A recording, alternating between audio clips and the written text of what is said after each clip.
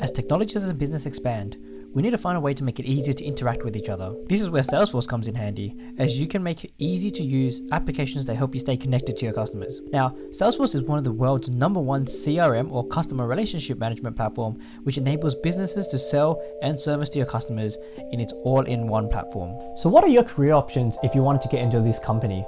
Well, I'll be going over 6 different types of roles that you could do if you want to join this company. I'll do a higher level overview, whereas the later videos, I'll deep dive into all those different types of roles. I'll be splitting these roles into functional and technical, so you can go skip to the part where it's most relevant to you. Hey guys, my name is Ben and welcome to the channel. Now, if you guys are interested in career and if you guys are new here, make sure you hit that subscribe button because I'm going to be covering all the career and job roles that are out there. First, we're going to cover the functional side of the Salesforce roles.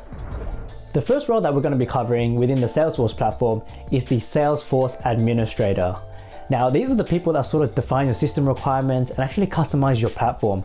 So to put it really simply, you're helping the user use the Salesforce technology platform and how to make it easier for them. As a Salesforce administrator, you work in-house for a company that uses the Salesforce platform.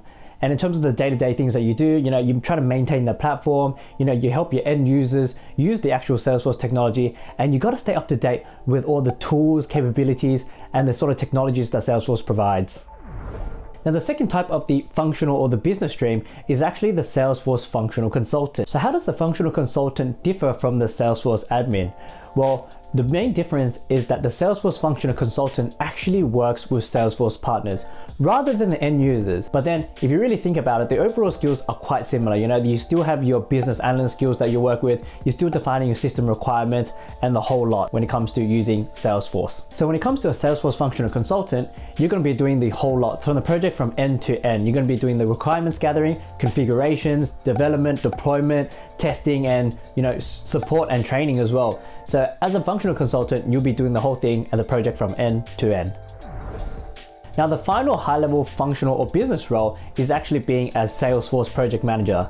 Now, this is just your typical project manager that you have in any other project, except as a project manager for Salesforce, you really have to have a more deeper understanding for the Salesforce technology and the platform. Now, it really helps in terms of driving the project, as you really need to understand, what are the requirements they need to gather, the time it takes, and how to be able to plan it so that people who are using the Salesforce platform or helping to develop the Salesforce platform really need to be trusting in terms of, are these the right requirements? Are these the right timelines? And are we getting enough time to actually complete it?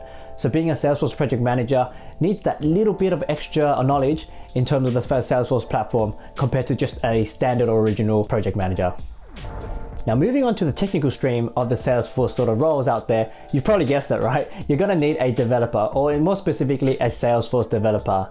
Now, the reason for this is because Salesforce admins and functional consultants do the configurations within out-of-the-box sort of functions in the Salesforce platform. There will come a time where you can't really configure anything and you'll require custom codes.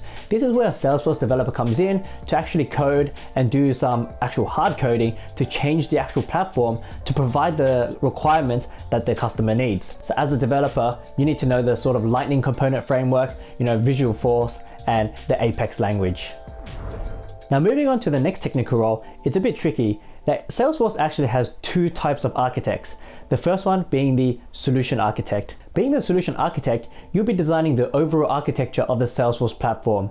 And they're sort of your go-to SME when it comes to what are the best products to use when it comes to Salesforce. Now, their primary responsibility is to make sure they recommend the best solution for the given set of requirements. And then they have to articulate what are the trade-offs if they were to choose one solution over another.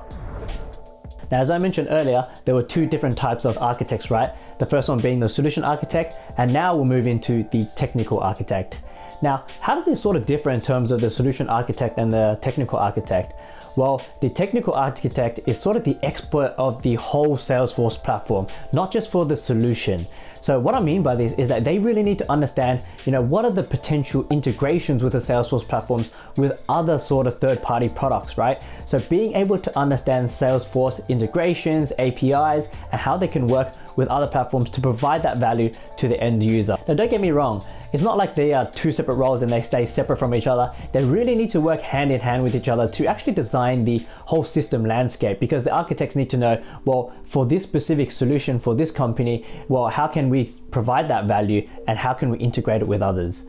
Not only that, As a role for a technical architect, you really need to know the best practices for implementation and then recommend those to the customers. Thanks for watching, guys. I hope I was able to provide an overview of all the career options in the world's #1 CRM platform. Now, if you really like these videos and you're keen to see some more, I'm gonna dive deep into each individual one of these roles. So make sure you subscribe, hit that like button, and click that notification button so you won't miss out on another episode. See ya.